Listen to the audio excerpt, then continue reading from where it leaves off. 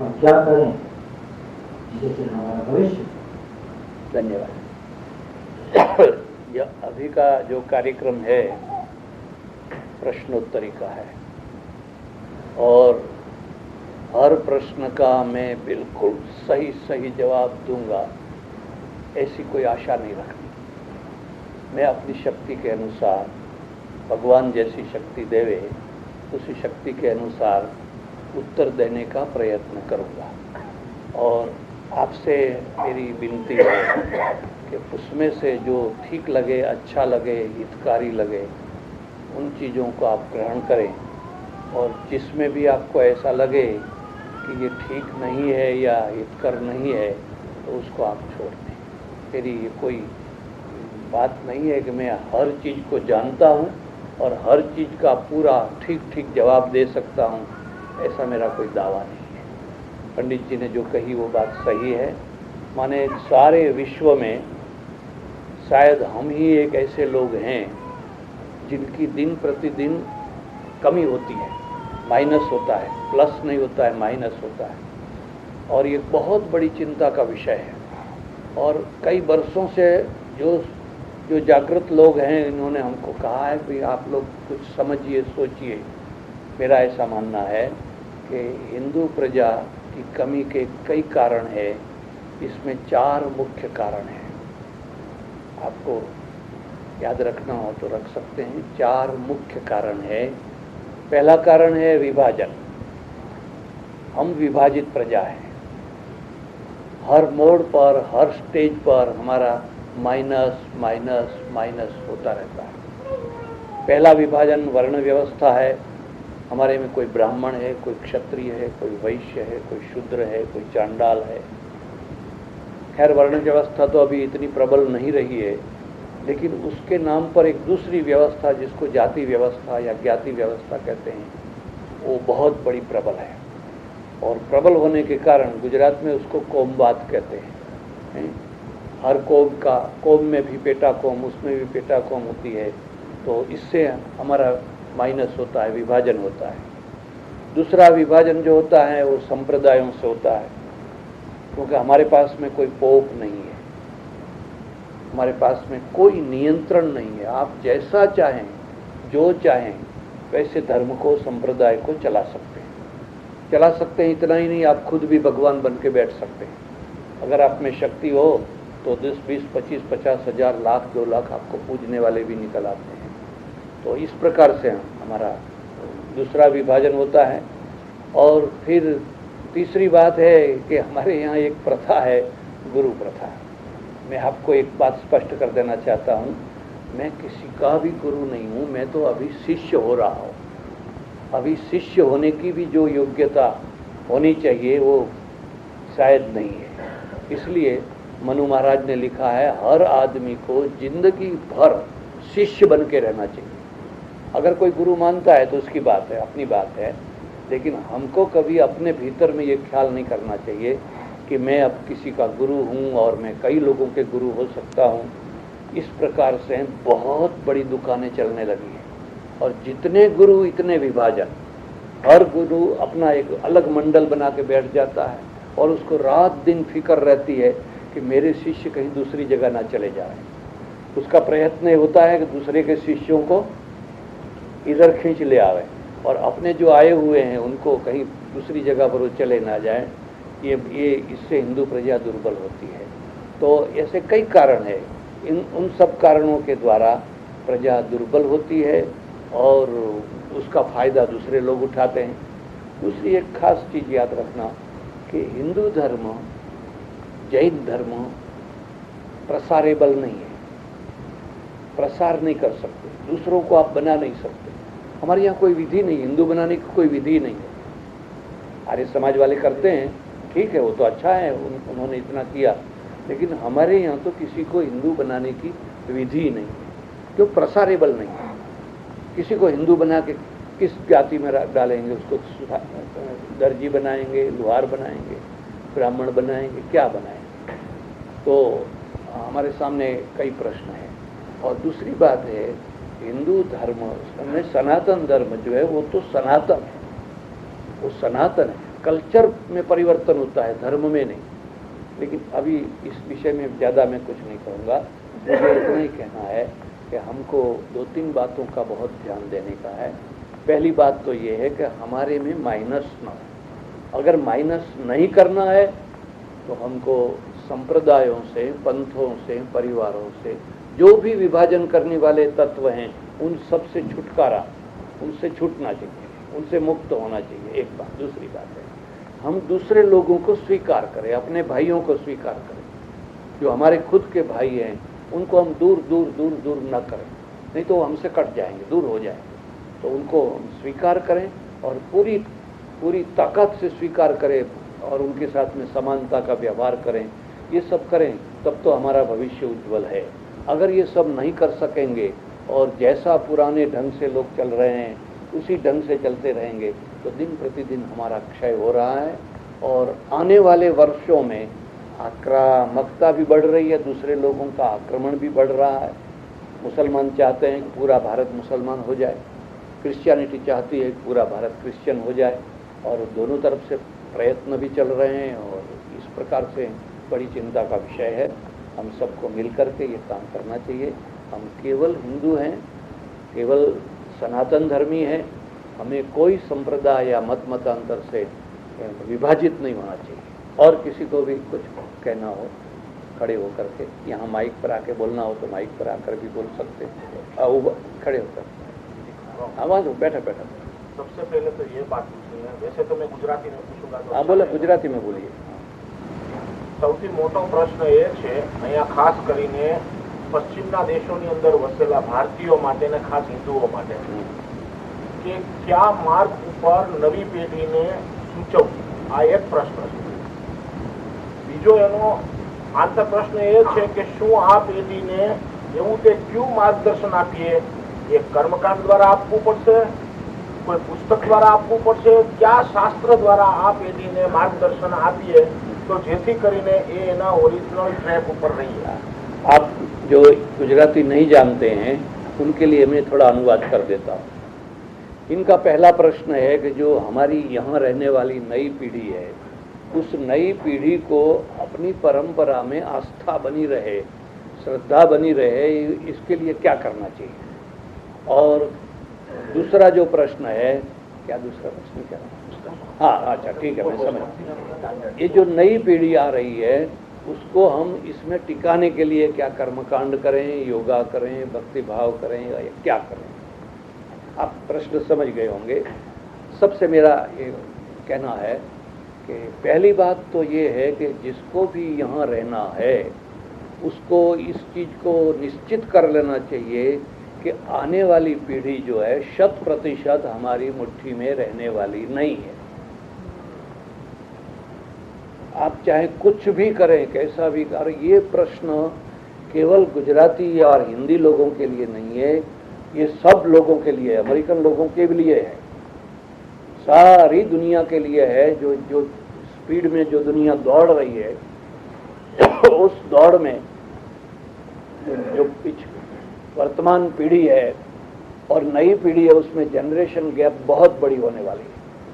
तो पहले दुनिया बहुत धीमी गति से चलती रही, जो काम पहले 100 बरस में होते रहे वो काम अभी 10 बरस में हो जाते हैं। दुनिया में स्पीड है, इसलिए जो परिवर्तन होने वाले हैं, जो परिवर्तन आ रहे हैं, इसको कोई रोक नहीं सकेगा। आप लाख प्रयत्न करें तो भी नहीं रुक सकेगा। आपने देखा होगा जो हमारे भाई वेस्ट इंडीज़ में रहते हैं या और भी किसी दूसरी जगह पर रहते हैं तो वहाँ पर बहुत परिवर्तन हो गया है। ऐसे यहाँ भी नई पीढ़ी में परिवर्तन होंगे और उसको आपको स्वीकार करने होंगे। अगर आप मन बना लेंगे तो तकलीफ नहीं होगी, लेकिन इस प्रकार का मन आप नहीं बना पाएंगे तो आप यहाँ रह करके दुखी दुखी हो जाएंगे, अपनी संतानों से दुखी दुखी हो जाएंगे।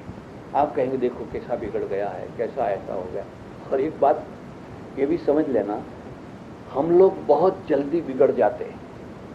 अमेरिकन लड़के लड़कियां जल्दी नहीं बिगड़ जाते, लेकिन हम लोग तो अगर कोई प्याज खाता है तो भी बिगड़ जाता है। फलाना छोकरा और डूंगरी खाए छे, कोई लहसुन खाता है तो भी बिगड़ जाते हैं। हर चीज में, हर जगह सिगरेट पीते हैं तो भी बिगड़ जाता है। अमेरिकन स्त्री अब खुद सिगरेट पीती है और अपने लड़के को भी पिलाती है, उनके घर में सब कुछ चलता है तो उसको बिगड़ना नहीं मानते। और हमारे यहाँ तो जैसा हम लोगों ने स्टैंडर्ड बनाया है, उस स्टैंडर्ड में तो हर जगह पर बिगड़ना बिगड़ना बिगड़ना ही है। अगर कोई स्त्री बाल कटवाती है तो भी बिगड़ जाती है, कहते देखो कैसे बाल कटवा दिया। तो ये हमारी बातें हैं, और हमसे ज़्यादा मुसलमान बिगड़ते हैं। वो रिजिड है, हम तो फिर भी फॉरवर्ड हैं। और हिंदू प्रजा की एक बहुत बड़ी विशेषता है, वो जहाँ भी जाती है, जहाँ भी रहती है, वहाँ घुल मिल के रहती है, और इसलिए वो रह सकती है। तो इस चीज़ को आप अच्छी तरह से समझ लेना कि परिवर्तन को एकदम रोका नहीं जा सकता, परिवर्तन तो होंगे ही। और नई पीढ़ी है, उसके ऊपर आप कोई दबाव डालेंगे तो और बिगड़ेगा काम। सुधरना अपने आप को सुधरना है, और अपने आप को इस ढंग से सुधरना है कि हम नई जिंदगी को कितना स्वीकार कर सकते हैं। आपको बहुत कुछ स्वीकार करना पड़ेगा, और मंदिर जो है वो मंदिर में भी बहुत परिवर्तन करने होंगे।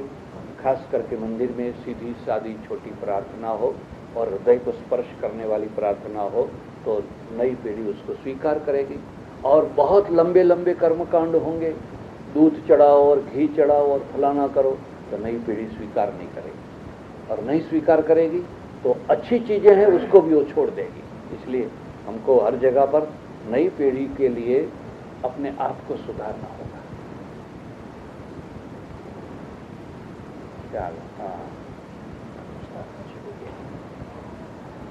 गुजराती में लिखा है, संतो पंडितो महाराजो आदि भगवा कपड़ा केम धारण करे छे।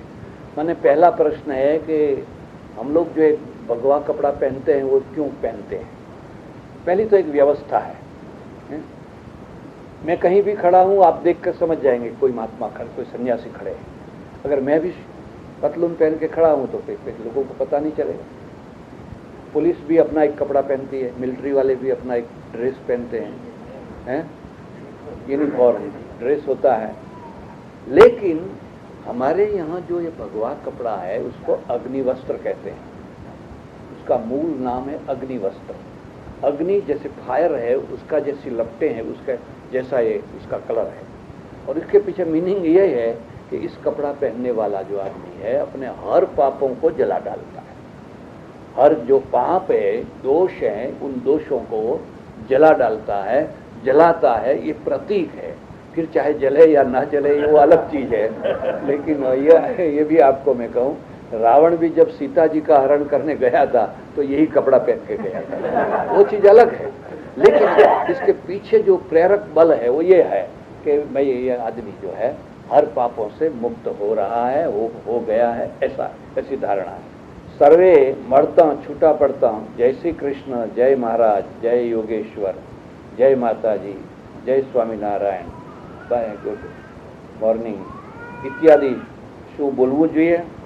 हाँ, बोलવું જોઈએ। मतलब समझे ना, हम लोग जब मिलते हैं तो कोई राम राम कहता है, कोई जय राम जी की कहता है, कोई जय श्री कृष्ण बोलता है, माने कुछ न कुछ बोलते हैं। तो ऐसा यहाँ के लोग जो हैं morning, good morning, bye bye,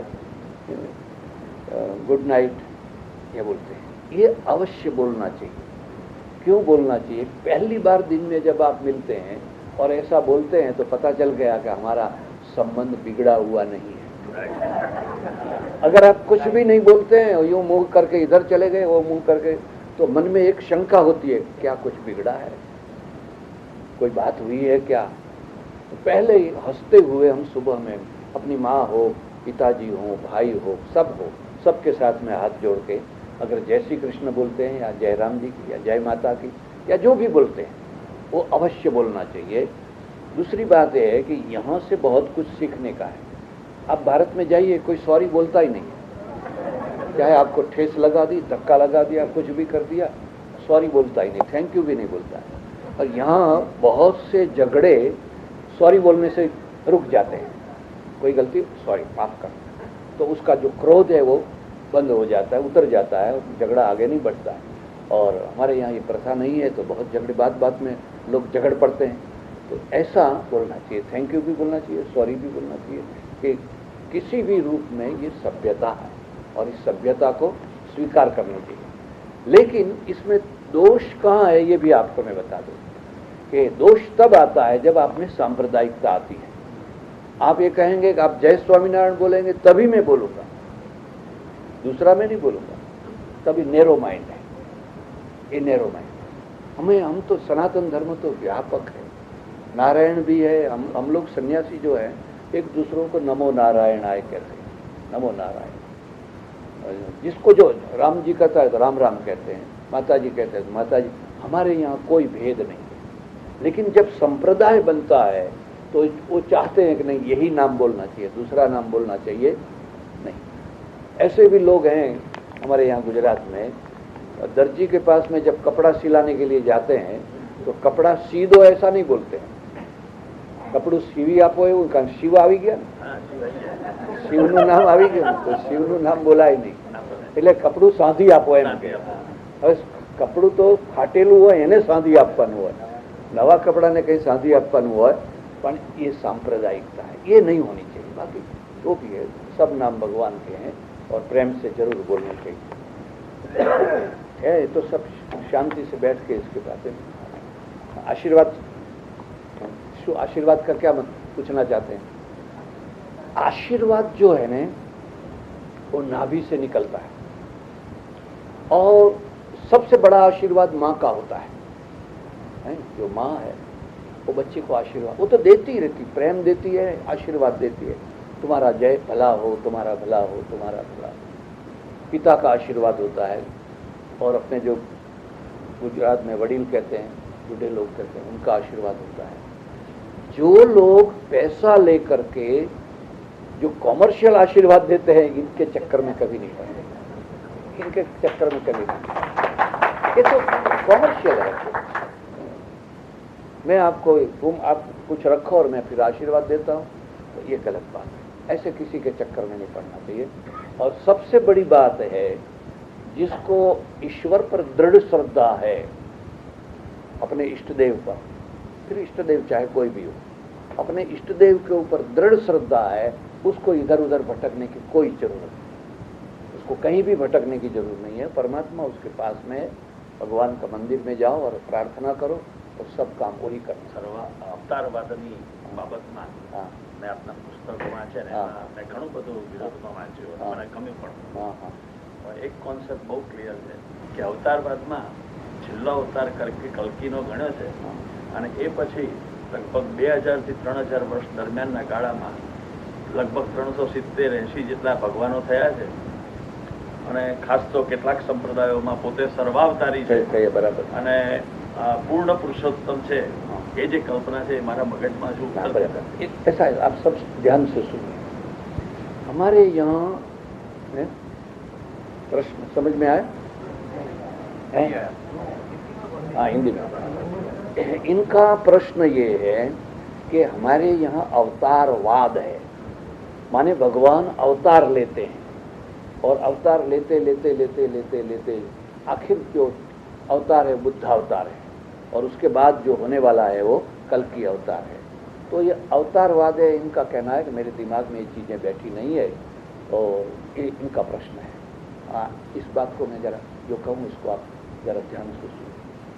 हमारा जो अवतारवाद है, अगर आप उसको बौद्धिक कक्षा में देखना चाहें, बौद्धिक कक्षा में, श्रद्धा की कक्षा में नहीं, बौद्धिक कक्षा में, तो डार्विन का उत्क्रांतिवाद है। डार्विन जो हुआ उसने उत्क्रांतिवाद रखा है। उनका एक कहना था सबसे पहले जल में एक कोशी अमीबा हुआ, एक कोशी, और कई वर्षों तक, कई सालों तक वो एक कोशी अमीबा पहली चेतना रही, फिर 2 कोष, फिर 3 कोष, फिर 4 कोष, फिर ऐसे होते होते होते फिर वो मछली हुई। फिर मछली भी कई वर्षों तक कई प्रकार की मछलियां होती रही और फिर जाकर के कछुआ हुआ, कच्छप हुआ, उसके बाद में वराह हुआ, सिंह हुआ। तो हमारे यहाँ भी ये सारा अवतार की जो थियरी है मेरी समझ से डार्विन की थियरी है। जैसे लिखा है करार करारविंदे न पदारविंदम मुखारविंदे विनिवेशयंतम बटस्य पत्रस्य पुटे शयानम बालम मुकुंदम मनसा स्मरामि। ये श्लोक जो है, संस्कृत बहुत मीठी भाषा है। अगर आपकी समझ में न भी आवे तो भी सुनने में मजा आता है। यहाँ हर जगह पर अरविंद आया। अरविंद का मतलब होता है कमल, कर कमल है। तो कर जो है भगवान, कर है वो क्या है? कमल है। भगवान के हाथ कैसे हैं? कमल जैसे। करारविंदे न पदारविंदम, पद जो माने पाँव है। मुखारविंदे विनिवेशयंतम, वो भगवान ने पाँव उठाया और अपने मुख में रख दिया, उठाया उठा। बटस्य पत्रस्य पुटे शयानम, जो बड़ है, बरगद है, उसके जो पत्ते हैं, उस पत्ते में जो सोए हुए हैं, बालम मुकुंदम मनसा स्मरामि, ऐसे जो बाल मुकुंद भगवान है उनको मैं मन से स्मरण करता हूँ। श्लोक का ऐसा अर्थ है। लेकिन ये बाल मुकुंद क्या? बटस्य पत्रस्य क्यों? बरगद का जो पेड़ है उसको हरियाली कहते हैं, उसमें सोए हुए हैं। तो वो एक कोशीय अमीबा है, जो पहली चेतना है, जो पहली चेतना स्फुरित हुई वो एक कोशीय अमीबा है।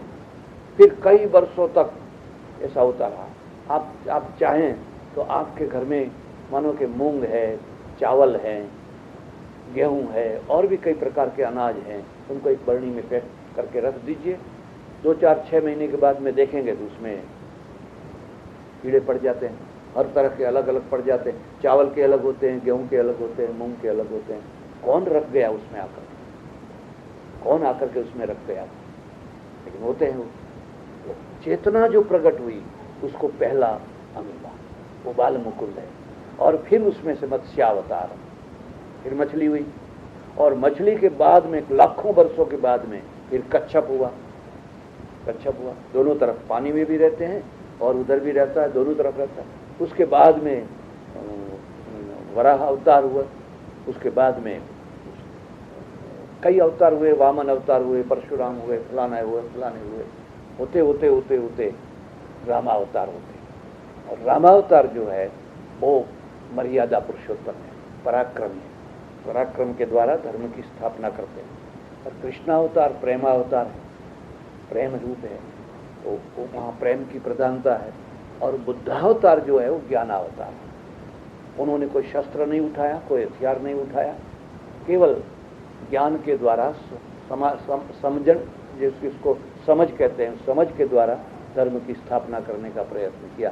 तो मैं ये समझता हूँ, मेरी ऐसी मान्यता है कि पूरा अवतार जो है वो हमारे यहाँ डार्विन की थियरी है। मनुष्य एकदम रातों रात मनुष्य नहीं बन गया है। यहाँ तक पहुँचते उसको करोड़ों साल लगे, और करोड़ों साल जिस जिस स्टेज से वो आया उसको हम अवतार हैं।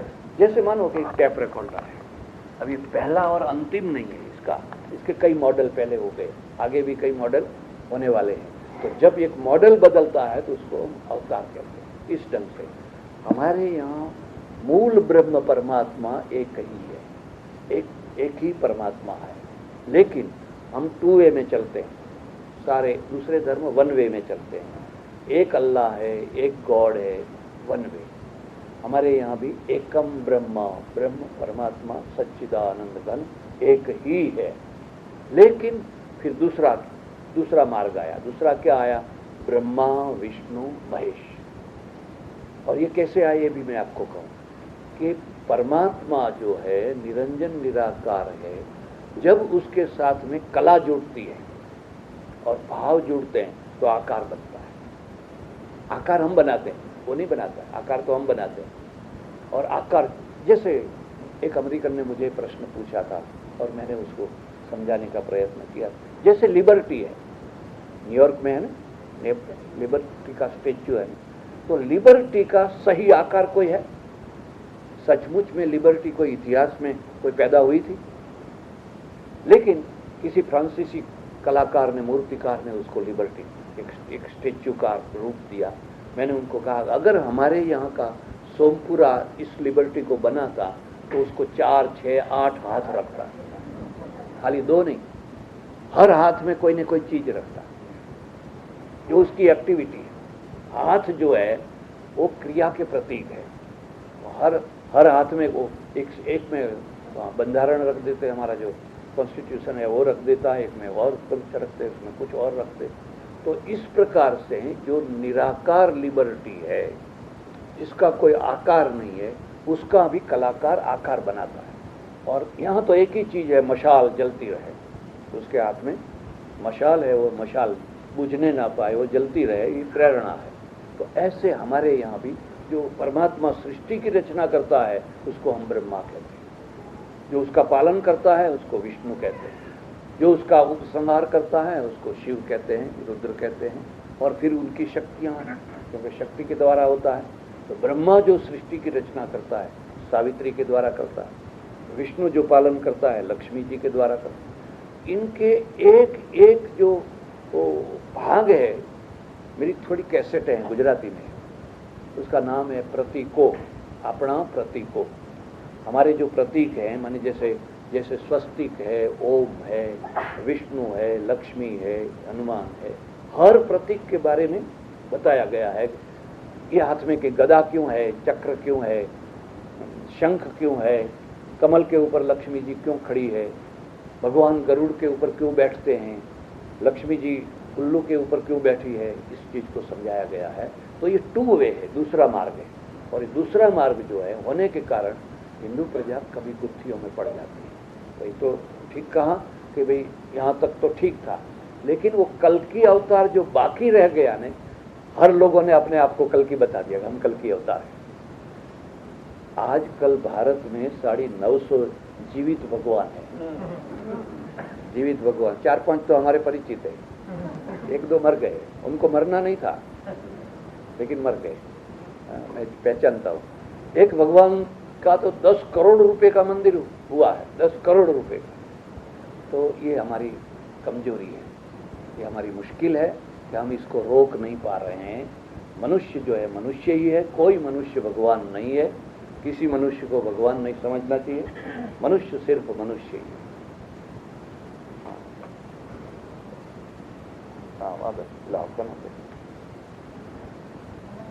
નમસ્તે.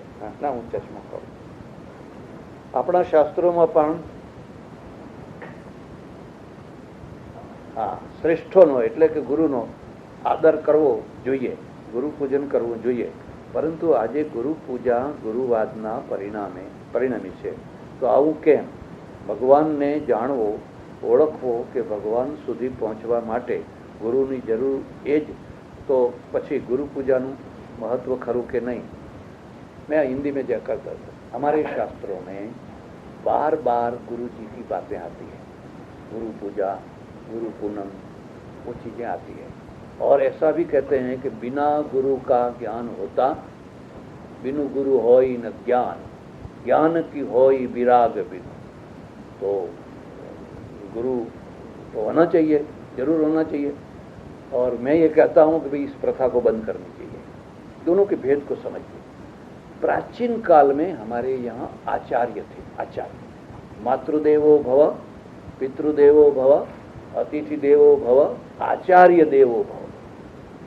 और आचार्य का मतलब है जो प्रथम कक्षा से लेकर के MA तक पढ़ाता है, विद्या देता है, वो आचार्य है। तो आचार्य गुरु है, आचार्य खुद गुरु है। तो इसके द्वारा विद्या का प्रचार प्रसार होता रहा। बाद में क्या हुआ कि आचार्य की जगह गुरु ने ले ली, और गुरु ने ले ली, उसमें भी कोई बुरी बात नहीं है। गड़बड़ कहाँ हुई कि जिसको कुछ भी ज्ञान नहीं है वही गुरु हो जाते हैं। गद्दी परंपरा से मेरा लड़का मेरी गद्दी पर आया, उसका लड़का उसकी गद्दी पर आया। अब गुरु के बिना ज्ञान नहीं तो ठीक है, पहले गुरु को तो ज्ञान होना चाहिए, खुद गुरु को ही ज्ञान नहीं है। और नहीं होने के कारण वो क्या करते हैं तो एक प्रकार का बंधन कर देते हैं। देखो, किसी का प्रवचन नहीं सुनना, इधर नहीं जाना, इधर नहीं जाना, इधर नहीं जाना, उसको भी नैरो माइंड बना देते हैं। तो सचमुच में अगर कोई सद्गुरु मिले और जहाँ से ज्ञान मिले, अगर वो ज्ञान के द्वारा अपना कल्याण होता हो तो कोई विरोध नहीं है, उसका कोई विरोध नहीं, वो तो ठीक है। मैं जब ये कह रहा हूँ तो यहाँ तो बस तब तक आपका कोई पुण्य भी नहीं होगा, कोई जप भी काम में नहीं आएगा, फलाना भी काम, गुरु तो करना ही चाहिए। ये उन लोगों ने कहा है, ऐसी बात नहीं, कोई जरूरी नहीं है। परमेश्वर और आदमी के बीच में किसी आदमी की जरूरत नहीं। आप भगवान का भजन करिए, भगवान खुद गुरु है। कृष्णम वंदे जगत गुरु। कृष्णम वंदे जगत गुरु। भगवान खुद गुरु हैं, वो आपका रास्ता दिखाएंगे, आपको लेकर के चलेंगे। जैसी जैसी योग्यता बढ़ेगी वैसे वैसे वो आगे आगे आपको चलते रहेंगे। मुश्किल क्या है कि आप किसी व्यक्ति को गुरु बनाते हैं और बाद में आपकी अश्रद्धा होती है। बाद में देखते हैं कि तो लोभी है, लालची है, क्रोधी है, फलाना है, ऐसा है, और फिर मन में बड़ा दुख होता है। अब क्या करें? तो कई बार लोग फिर दूसरे को गुरु बना देते हैं, फिर तीसरे को बना देते हैं, फिर चौथे को बना देते हैं, भटकते रहते हैं। कहीं भटकने की कोई ज़रूरत नहीं है। बस परमेश्वर के साथ में अपना संबंध रखिए। परमेश्वर सबसे बड़ा गुरु है। आपकी जो भी शंकाएं, जिज्ञासाएं हैं उसके पास में रखिए, वो कोई आदमी आपको मिला देगा। या तो वो खुद समाधान करेगा, या तो फिर ऐसा कोई प्रसंग मिल जाएगा जिसमें आपका अपने आप समाधान हो जाए। कहीं भटकने की जरूरत नहीं। आपका prediction for next 100 years Bharat का क्या होगा? नहीं 100 years तो बहुत है। 10 बरस भी क्या कहना बहुत मुश्किल है। लेकिन मैं ऐसा समझता हूँ कि भारत का विकास भी होगा और नुकसान भी होगा।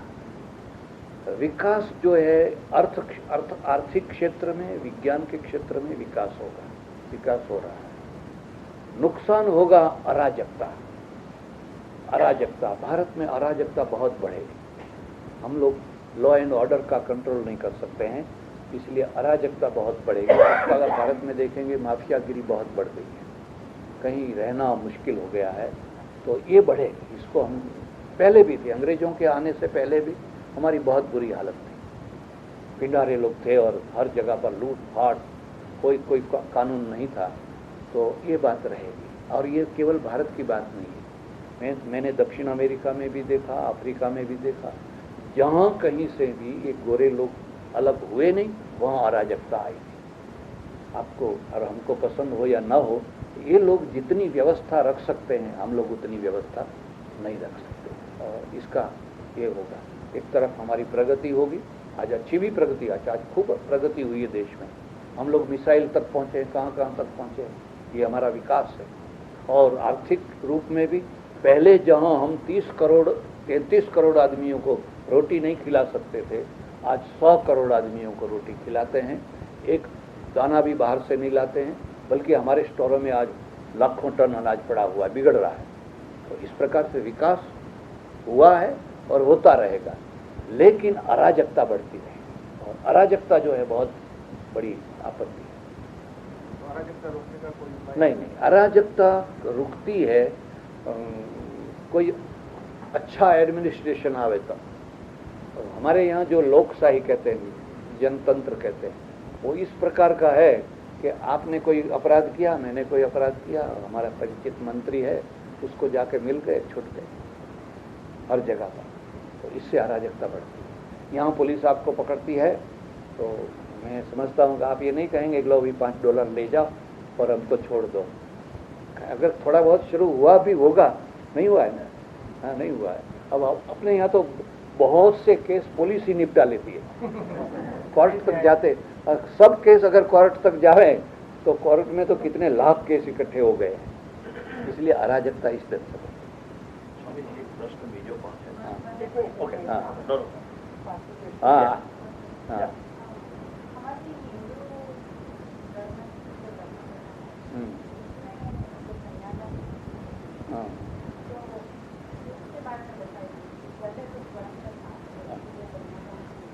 आप हाँ बराबर। आप समझ में आ गया आपको सब कुछ। सारी दुनिया की सभी धर्मों की अपनी अपनी विधियां हैं। मुसलमान जब शादी करता है, निकाह पढ़ता है, तो आपको शायद पता हो या ना हो, पुरुष जो है स्त्री के साथ में करार करता है, मेरी जरूरत है, अगर दूसरी जरूरत हुई तो मैं दूसरी शादी करूंगा, तीसरी जरूरत हुई तो तीसरी शादी करूंगा, इससे भी मेरी जरूरत पूरी नहीं हुई तो फिर चौथी शादी करूंगा, ये है। और जब मुझे जरूरत नहीं रहेगी तो जैसे किसी नौकर को आप कह देते हैं, फायर कर देते हैं या तो इसको इसी प्रकार पत्नी को भी फायर कर सकते हैं। तलाक तलाक कर दिया, बात छुट्टी हो गई। ये इनकी व्यवस्था है। क्रिश्चियनों की अपनी अलग व्यवस्था है। वो क्या चाहते हैं, दोनों मित्र हैं, दोनों मित्र हैं और मित्र रूप से साथ में रहते हैं, ठीक है। हमारी क्या व्यवस्था पहले रही और अभी क्या हो रही है? हमारी व्यवस्था, पहले कन्यादान नहीं था, आप देखेंगे तो पहले कन्यादान नहीं था।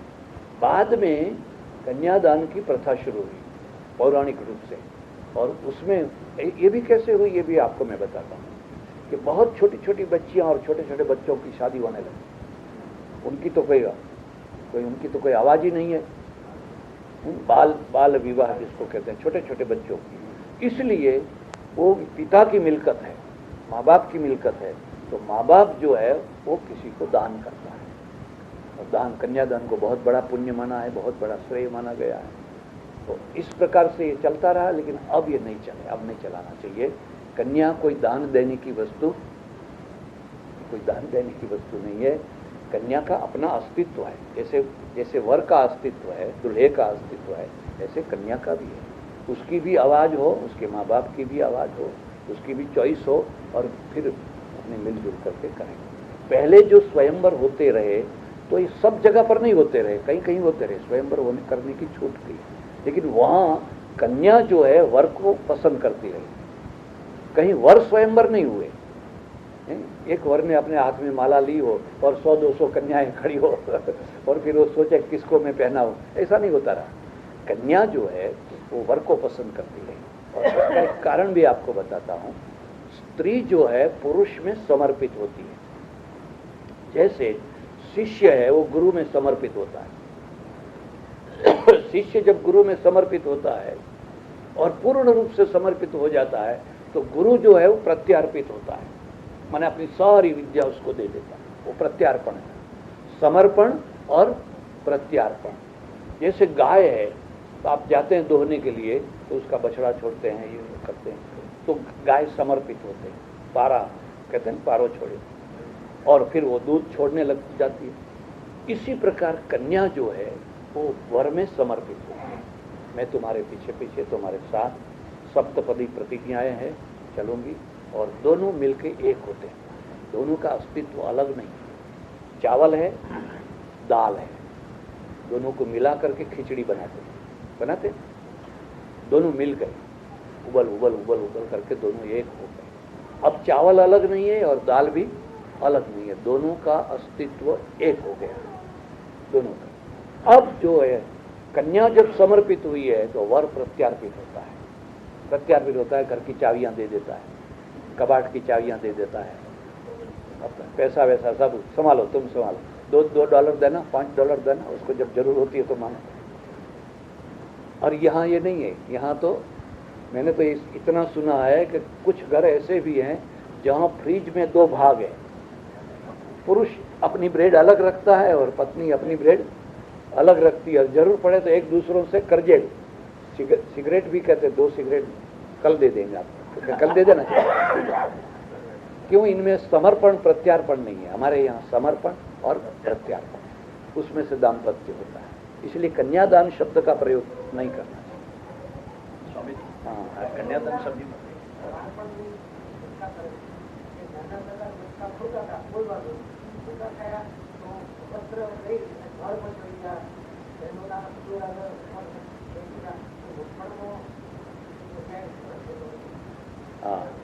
हाँ, मैं समझता हूँ कि इनका एक पूछना था कि भगवान कृष्ण ने वस्त्र हरण लीला की है, ये क्या पूछे ना।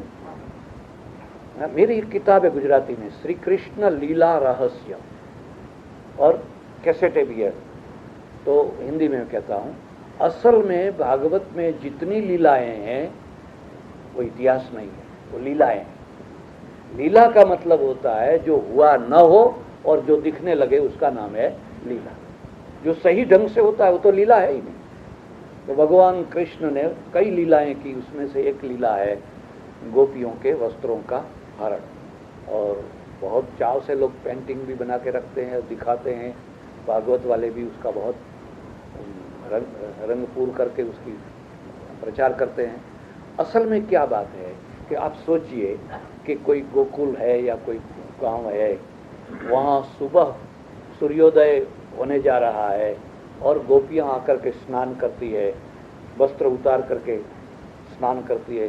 कृष्ण आए और वस्त्र लेकर के पेड़ के ऊपर चढ़ गए और फिर उनको कहते हमारे वस्त्र दे दो, हमारे वस्त्र दे दो। नहीं, वस्त्र नहीं देंगे, आप सूर्य को नमस्कार करो, ऐसा करो वैसा करो। ये सब हुआ और आखिर में फिर वस्त्र दिए, तो आप जानते हैं। मेरा ये प्रश्न है कि जिस गांव में 16,000 गोपियां रहती हैं, वहां पुरुष भी तो रहते होंगे, केवल गोपियां तो नहीं रहती होगी। और जब सूर्योदय हो रहा है तो कुछ लोग तो जगे होंगे।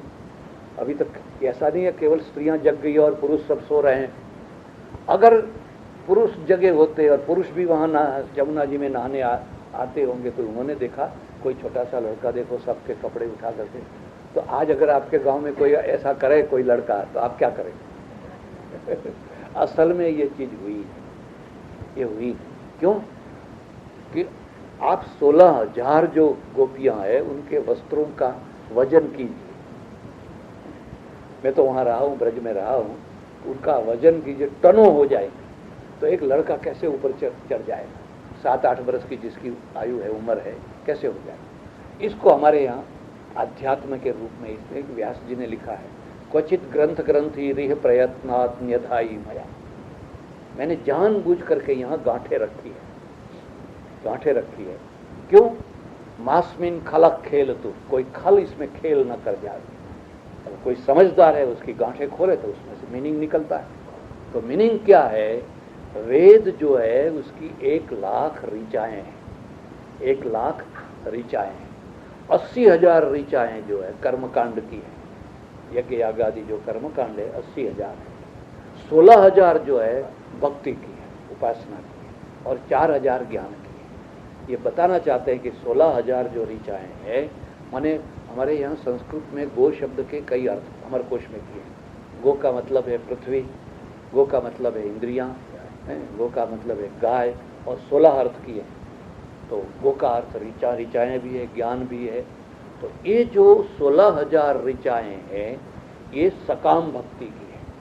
सकाम भक्ति जो है यही वस्त्र है। हमको ये चाहिए, हमको ये चाहिए, हमको ये चाहिए, अगर भगवान मेरा ये काम करोगे तो मैं आपको ये करूँगी। ये जो सकामता है ये वस्त्र है। और सकामता को उतार दिया, अब निष्कामता हो गई। अब निष्कामता हो गई तो सूर्य के दर्शन हो गए, ज्ञान के दर्शन हो गए। सूर्य के दर्शन करो, इस प्रकार का इसका रूपक भाव है, मैं समझता हूँ। ऐसी कोई चीज घटी नहीं मेरे समझ से। हाँ, मैं समझता हूँ कि इनका एक पूछना था कि भगवान कृष्ण ने वस्त्र हरण लीला की है, ये क्या पूछना? मेरी एक किताब है गुजराती में, श्री कृष्ण लीला रहस्य, और कैसेटे भी है। तो हिंदी में कहता हूँ, असल में भागवत में जितनी लीलाएं हैं वो इतिहास नहीं है, वो लीलाएं हैं। लीला का मतलब होता है जो हुआ न हो और जो दिखने लगे, उसका नाम है लीला। जो सही ढंग से होता है वो तो लीला है ही नहीं। तो भगवान कृष्ण ने कई लीलाएं की, उसमें से एक लीला है गोपियों के वस्त्रों का हरण। और बहुत चाव से लोग पेंटिंग भी बना के रखते हैं और दिखाते हैं। भागवत वाले भी उसका बहुत रंगपूर करके उसकी प्रचार करते हैं। असल में क्या बात है कि आप सोचिए कि कोई गोकुल है या कोई गांव है, वहाँ सुबह सूर्योदय होने जा रहा है और गोपियाँ आकर के स्नान करती है, वस्त्र उतार करके स्नान करती है। कृष्ण आए और वस्त्र लेकर के पेड़ के ऊपर चढ़ गए और फिर उनको कहते हमारे वस्त्र दे दो, हमारे वस्त्र दे दो। नहीं, वस्त्र नहीं देंगे, आप सूर्य को नमस्कार करो, ऐसा करो वैसा करो। ये सब हुआ और आखिर में फिर वस्त्र दिए, तो आप जानते हैं। मेरा ये प्रश्न है कि जिस गांव में 16,000 गोपियां रहती हैं, वहां पुरुष भी तो रहते होंगे, केवल गोपियां तो नहीं रहती होगी। और जब सूर्योदय हो रहा है तो कुछ लोग तो जगे होंगे। अभी तक ऐसा नहीं है केवल स्त्रियां जग गई और पुरुष सब सो रहे हैं। अगर पुरुष जगे होते और पुरुष भी वहाँ जमुना जी में नहाने आते होंगे तो उन्होंने देखा कोई छोटा सा लड़का, देखो सबके कपड़े उठा करके। तो आज अगर आपके गांव में कोई ऐसा करे कोई लड़का, तो आप क्या करें? असल में ये चीज हुई है, ये हुई क्यों कि आप 16,000 जो गोपियां हैं उनके वस्त्रों का वजन कीजिए। मैं तो वहां रहा हूं, ब्रज में रहा हूं, उनका वजन कीजिए, टनों हो जाए, तो एक लड़का कैसे ऊपर चढ़ जाएगा? 7-8 वर्ष की जिसकी आयु है, उम्र है, कैसे हो जाएगा? इसको हमारे यहाँ अध्यात्म के रूप में इसमें व्यास जी ने लिखा है, क्वचित ग्रंथ ग्रंथि रिह प्रयत्नात् न्यथाई मया। मैंने जानबूझ करके यहाँ गांठें रखी है, गांठें रखी है। क्यों? मास्मिन खलक खेल तू, कोई खल इसमें खेल न कर जाए। अगर कोई समझदार है उसकी गांठें खोले तो उसमें से मीनिंग निकलता है। तो मीनिंग क्या है? वेद जो है उसकी 1,00,000 ऋचाएं हैं, 1,00,000 ऋचाएं हैं। 80,000 ऋचाएं जो है कर्मकांड की है, यज्ञ याग आदि जो कर्मकांड है 80,000 है। 16,000 जो है भक्ति की है, उपासना की है, और 4,000 ज्ञान की है। ये बताना चाहते हैं कि 16,000 जो ऋचाएं हैं, माने हमारे यहाँ संस्कृत में गो शब्द के कई अर्थ अमरकोश में किए हैं। गो का मतलब है पृथ्वी, गो का मतलब है इंद्रियां, गो का मतलब है गाय, और 16 अर्थ किए हैं।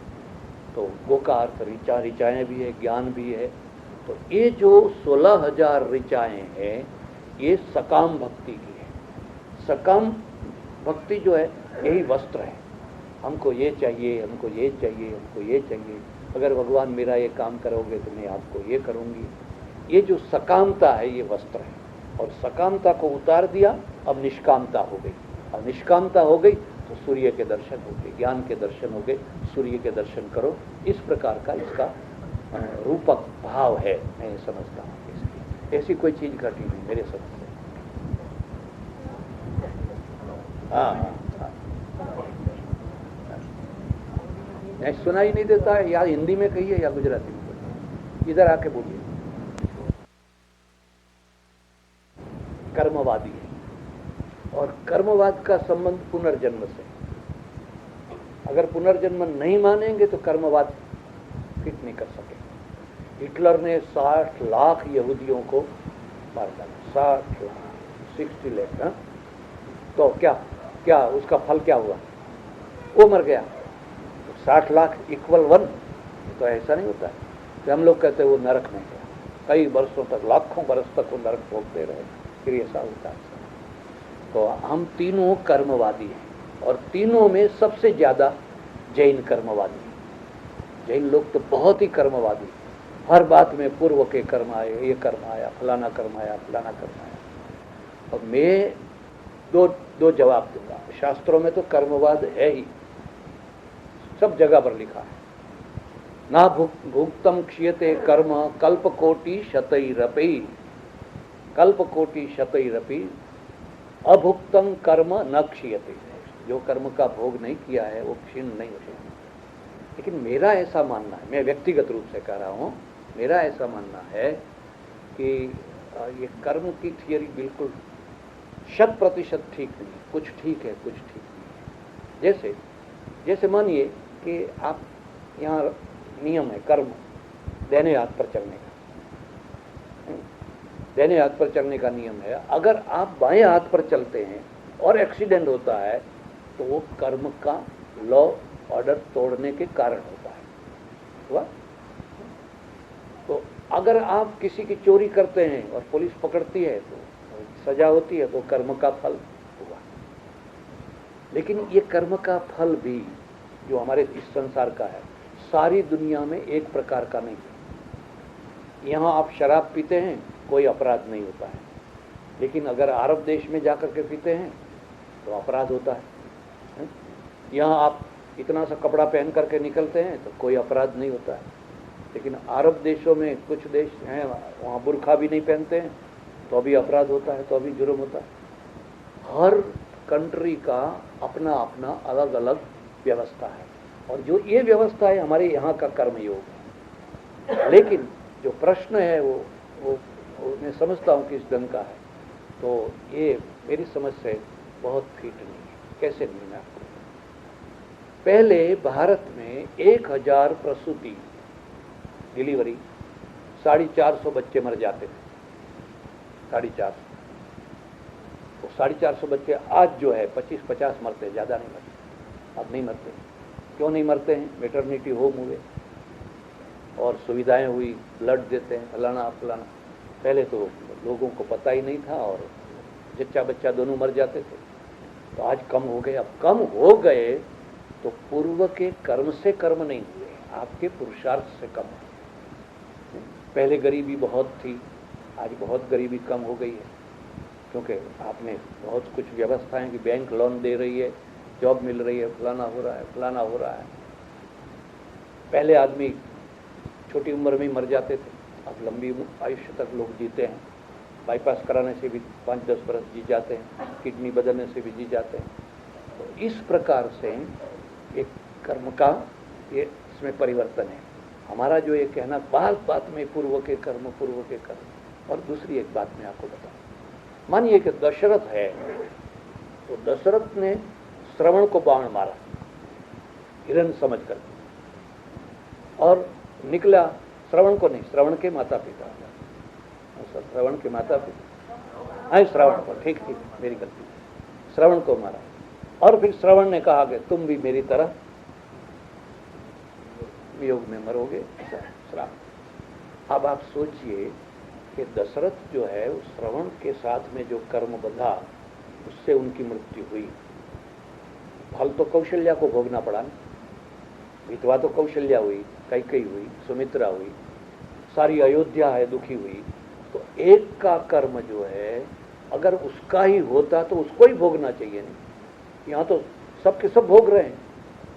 जैसे हमारे यहाँ कच्छ में धरतीकंप हुआ, भूकंप हुआ, तो भूकंप में 400 बच्चे एक साथ में दब के मर गए अंजार में। हमारे एक जैन सज्जन थे, उन्होंने मुझे कहा देखो ये 400 बच्चों का जो पूर्व का कर्म है ना, एक साथ में उदय हुआ, इसलिए इनके ऊपर मकान गिरे और सब मर गए। तो मेरा ये कहना है कि मानो कि एक प्लेन टूट पड़ा, 200-300 आदमी मर गए, सबके कर्म एक साथ में उदय हुए, लेकिन इसका फल तो बच्चों के माँ बाप भोग रहे हैं। बच्चे तो 10 मिनट में मर गए, 5 मिनट में मर गए, लेकिन उसकी माँ है, उसका बाप है, उसके भाई है, और भी लोग हैं, वो तो वर्षों तक रोते रहते हैं। तो इनको क्या, इन्होंने क्या पाप किया? इसलिए मैं अपना व्यक्तिगत अभिप्राय दे रहा हूँ, कर्मवाद जो है वो बिल्कुल 100% ठीक है। कुछ ठीक है, बाकी 100%। हाँ,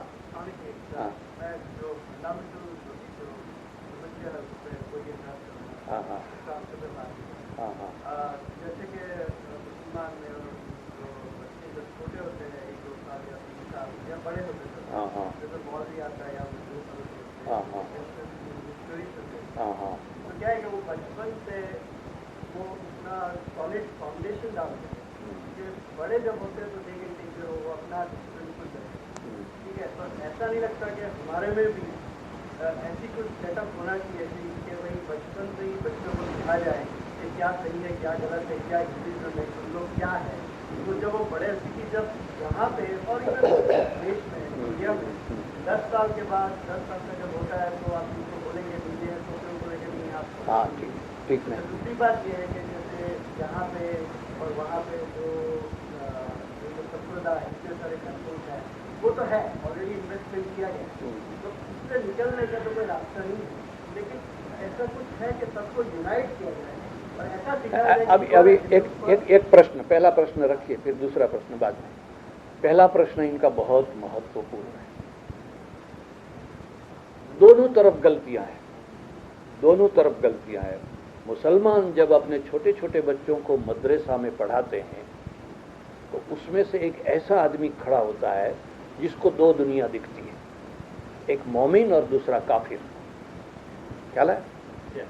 उसकी 2 दुनिया हो जाती है, एक मोमिन होती है एक दुनिया में और दूसरी दुनिया होती है काफिरों की। और काफिरों के प्रति उनके मन में ऐसी घृणा बैठाई जाती है, इतनी नफरत बिठाई जाती है, और ये समझते हैं कि काफिर कुफ्र महापाप है, महापाप है, ये महापापी है, ये गलत है, ये गलत रास्ते पे चल रहे हैं। तो उस ढंग में उस आदमी के भीतर में जो सहिष्णुता और व्यापकता आनी चाहिए वो नहीं आ पाती। जो लोग मदरसे में नहीं पढ़े, सीधे साधे भोले भाले हैं, वो तो बहुत अच्छे, वो तो बहुत अच्छे। उनको इनसे कोई मतलब नहीं। लेकिन जो मदरसा में बचपन से पढ़े तो उनमें ये एक बहुत बड़ा दोष आ जाता है। इसलिए चाइना ने क्या नियम बनाया, मैं गत वर्ष चाइना था, उन्होंने नियम बनाया कि 18 वर्ष की उम्र तक किसी भी बच्चे को कोई धार्मिक शिक्षण नहीं देने का। 18 वर्ष की उम्र हो जाए फिर उसको जो देना वो देना था। तो एक ही बात है, उनमें ये दोष आ जाता है। हमारे में क्या दोष आ जाता है कि हमारे यहाँ पहली बात तो ये है कि हम बच्चों को धार्मिक शिक्षण नहीं देते। बच्चों को तो क्या, बूढ़ों को भी नहीं देते हैं, बूढ़ों को भी नहीं देते हैं। मंदिर में आते हैं, दर्शन करते हैं, लेकिन उनको पता नहीं होता है कि गणेश क्या है, एलिफेंट गॉड कैसा है, मंकी गॉड क्या है। और उसको भी, जब बच्चा उसको पूछता है तो उसको खुद को पता नहीं होता है, वो क्या जवाब दे सकते हैं। तो हमारे यहाँ ये दोष है। गुजराती में कहते हैं गूंचवाड़ो થઈ ગયો, બધી गूंचो જ गूंचो। तो ये हमारे यहाँ है। तो दोष दूर करने का उपाय ये है कि हिंदुइज्म का 2 वे, याद रखिए, 1 वे नहीं 2 वे। हमारे यहाँ एक मार्ग में ईश्वर निरंजन निराकार एक ही है, वो ब्रह्म है, परमात्मा है, सर्वव्यापक है। उपनिषदों में सब जगह पर जगह जगह वो कहा गया है, जैसे अल्लाह है, जैसे गॉड है, ऐसे ही हमारा ब्रह्म है। लेकिन दूसरा वे जो है वहाँ पर फिर ब्रह्मा विष्णु महेश देव देवियाँ इत्यादि इत्यादि जो कहे, और सब बताने के बाद में एकम सत विप्रा बहुधा वदंती, परमात्मा एक ही है, लेकिन दूसरे दूसरे जब लोग अलग अलग रूप से उसको कहते हैं। तो ये 2 वे जो है उसको हम समझें और अपने बच्चों को समझाएं। ये 1 वे जो है उसमें क्या होता है कि वो असहिष्णु हो जाते हैं, दूसरों को सहन नहीं। क्रिश्चियनिटी पहले सहन नहीं करती रही, अब थोड़ा सहन करने लगी। मुसलमान तो आज भी सहन नहीं करते हैं, हम सहन करते हैं। पीर बाप जी हो तो उसको भी पाँव पड़ते हैं, कोई हो तो उसको भी नमस्कार करते हैं। और इसका मूल कारण ये है हमारा 2 वे। और 2 वे का शिक्षण हिंदू प्रजा को देना चाहिए और बच्चों को भी समझाना चाहिए। और मुसलमान की तरह अगर आप अपने बच्चों को बनाना चाहते हैं तो ये एक बहुत खतरनाक बात होगी।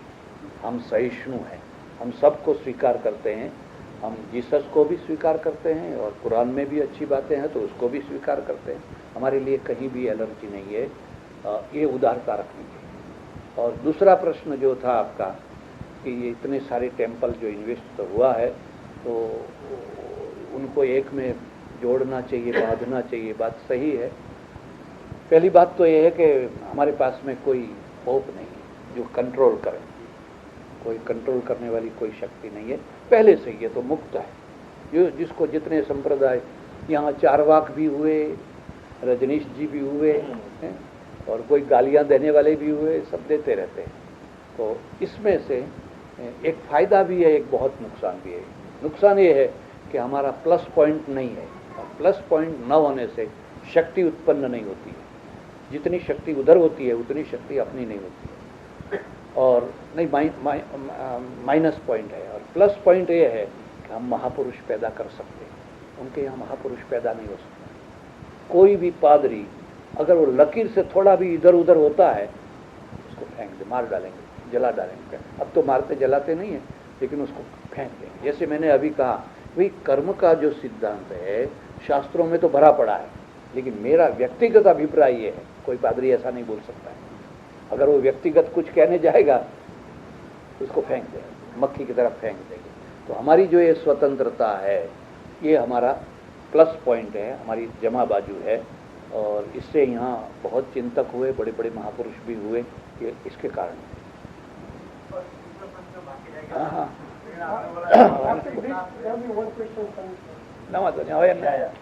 एक प्लस ये था कि जैसे कि अभी आप पहले से देखिए कि हमने हथियार और ये जो वेपन है सिर्फ भगवान को ही दिए।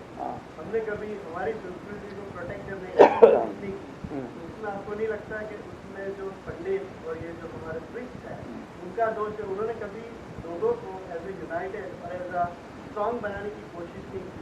अच्छा, और दूसरी बात ये है कि एज आई से आपने बोला ना कि आप ऐसे बच्चों को ये देखें, आपको अगर आप 3 चीज सिखाएंगे तो कंफ्यूज हो जाए। आपको तो उनको सिखाना ही होगा कि आप हिंदू हैं। हाँ, आप दूसरे की बात सुनिए, लेकिन जो आपको जो आप है वही है। मैं ऐसा नहीं कह रहा कि जैसे मुसलमान कहते हैं कि दूसरे खराबी है, हम ऐसा नहीं कहना चाहते, लेकिन हम ऐसा तो कह सकते कि नहीं, हम जो है वो हम है, दूसरे है वो हमें नहीं पता, तो वो तो हम बता सकते हैं। और दूसरी बात ये कि जो कृष्ण भगवान ने जो गीता में कहा है, जैसे इनको ये याद रहा वस्त्रहरण, लेकिन उनको ये याद नहीं रहा कि कृष्ण भगवान ने जो सबसे बड़ी बात बताई है कि धर्म युद्ध करो, धर्म तुम्हारा धर्म है, तुम्हारा धर्म बचाने के लिए युद्ध करो, जो स्ट्रॉन्ग बनाने की बात की हुई आती है। ठीक है, आपकी बात सही। देखिए, हमारी जो कमजोरी है वो मैं पहले कही आपको, वो वर्ण व्यवस्था है। मुट्ठी भर आदमी पढ़ने वाले हैं, 3% पढ़ने वाले, 6% क्षत्रिय है वो लड़ने वाले, 12% वैश्य हैं वो व्यापार करने वाले, बाकी सब शूद्र हैं। ये बहुत बड़ी कमी। मेरी ये कितनी जाड़ी, इतनी मोटी किताब है, अधोगतिनु मूल वर्ण व्यवस्था, गुजराती में किताब है। इससे हमको बहुत नुकसान हुआ। हमारे यहाँ जो भी बाहर से युद्ध करने लोग आए, उनको केवल क्षत्रियों को जीतना था। अगर क्षत्रियों को जीत लिया तो बाकी जो नगर में, शहर में, गांव में रहने वाले हैं, वो तो हथियार पकड़ने वाले नहीं, वो तो युद्ध करने वाले नहीं, वो तो खरगोश जैसे हैं, हिरन जैसे हैं, कबूतर जैसे हैं। बहुत बहुत आसानी से लोगों ने राज किया। अगर सब पढ़ने वाले होते, सब लड़ने वाले होते, सब व्यापार करने वाले होते, तो हमारी स्थिति कुछ और होती। तो ये अपनी कमजोरी है, और इसलिए मैं आपको बता देता हूँ कि मैं गुजरात में जहाँ कहीं भी जाता हूँ हथियार का प्रचार करता हूँ। लोगों को कहता हूँ मैं माला देने नहीं आया हूँ। माला तो बहुत आपके घर में बहुत सी मालाएं पड़ी है। मैं आपसे कहने आया हूँ कि आपके घर में कानून के अनुसार कोई न कोई हथियार छोटा मोटा होना ही चाहिए। हमने देव देवियों के हाथ में हथियार रखे हैं।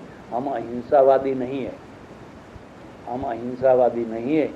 राम अहिंसावादी नहीं थे, कृष्ण अहिंसावादी नहीं थे। हमारे सारा का सारा देखेंगे तो हम हिंसावादी भी नहीं है। जो हिंसावाद है वो दूसरा छोर है, अहिंसावाद है दूसरा छोर है।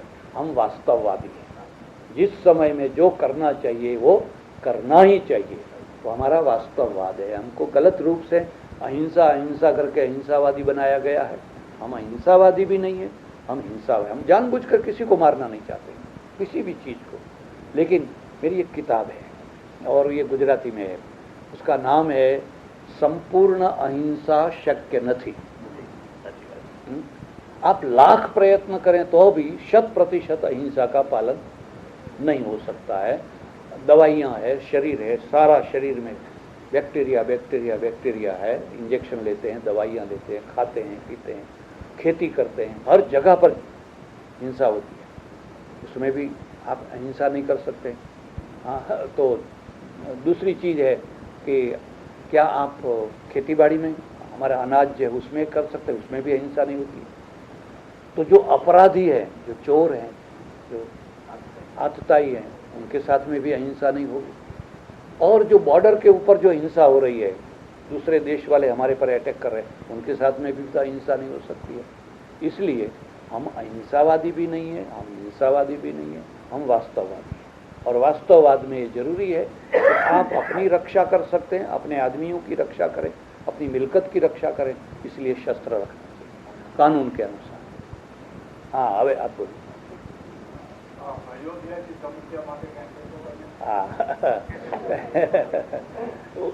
आप समझ गए होंगे।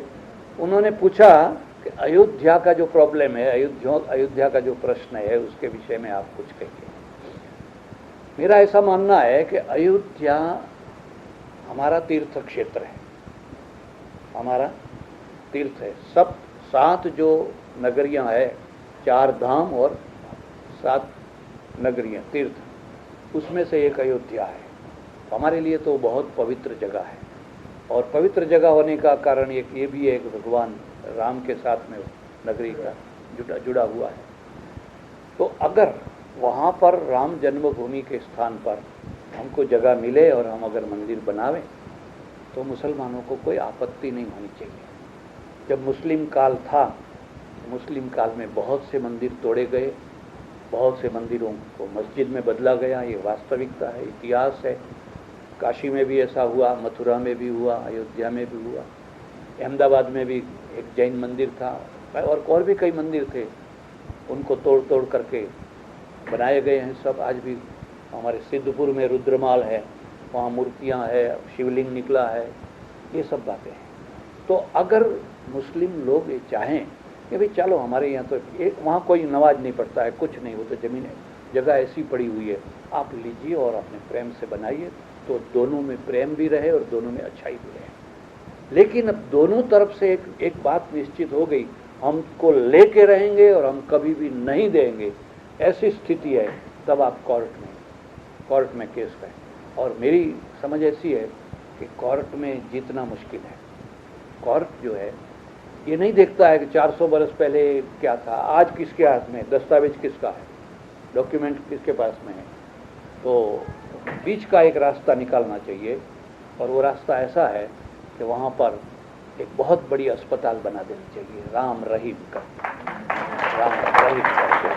जो बीमार आदमी, चाहे हिंदू हो चाहे मुसलमान हो, कोई भी हो, उसका इलाज हो और ह्यूमैनिटी, मानवता हो।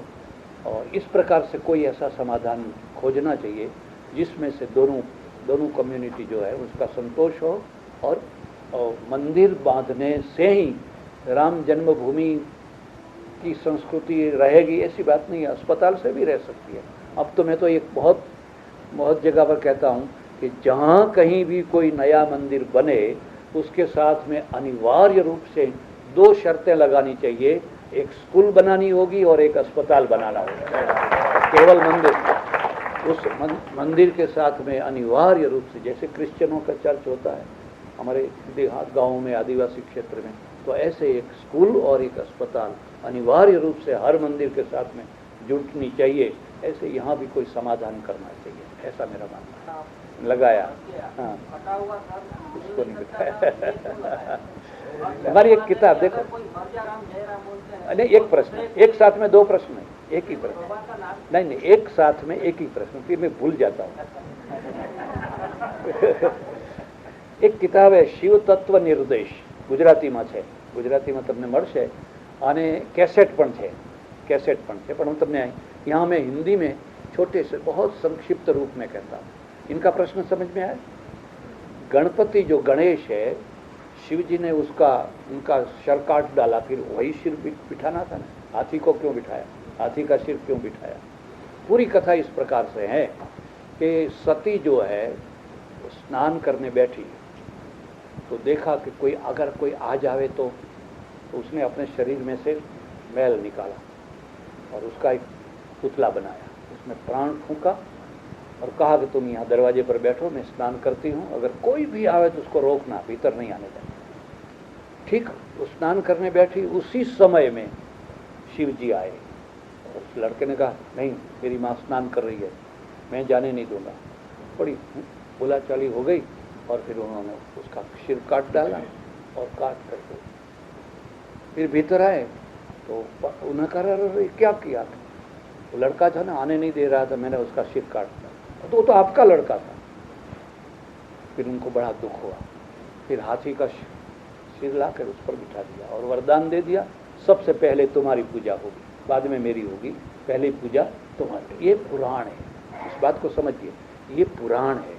और पुराण जो है उसमें मिथ होता है, माइथोलॉजी होती है, और मिथ जो होता है उसको कोई न कोई रूप से घटाना पड़ता है, वो इतिहास नहीं होता है, कोई इतिहास नहीं होता है। क्या है आप सोचिए, सती जो है, माने शिव जी की 2 पत्नियां, सती और पार्वती। सती का मतलब हमारे यहाँ सांख्य शास्त्र में होता है जिसकी हमेशा सत्ता बनी रहे, वो सती है, प्रकृति है। प्रकृतिम पुरुषम चैव विद्यनादि उभावपि विकारांश्च गुणांश्चैव विद्धि प्रकृति संभवा। 2 मूल तत्व है, पुरुष और प्रकृति। तो प्रकृति का नाम रखा है सती, सती। तो सती जो है, प्रलय काल बीत गया, पूरा प्रलय काल पूरा हो गया, अब नया संसार नई सृष्टि पैदा करनी है, तो उसने अपने शरीर में से मैल निकाला। अब सोचिए, क्या इतना मैल था कि पुतला बन गया? आज भी अगर कोई स्त्री मैल उतारना चाहे तो अभी इतना मैल तो नहीं निकले। मैल उतार दिया, चलो ठीक है, फिर उसका पुतला भी बना दिया। महादेव जी सर्वव्यापक सर्वज्ञ है, उनको पता नहीं कि मेरा लड़का है, क्या उनको कहना पड़ा कि आपका लड़का है? और फिर मानो कि उसने कहा नहीं जाने दूंगा, नहीं धक्का देकर के अलग कर देना, तो उसको मार डालने की, ये तो अच्छा नहीं है। चलो हटो यहाँ से, ऐसा करके वो भी भीतर आ सकते थे, ऐसा भी नहीं हुआ। फिर जैसा उन्होंने कहा वही सिर जो है ऊपर रखने का था, वो निर्दोष हाथी को मारा गया।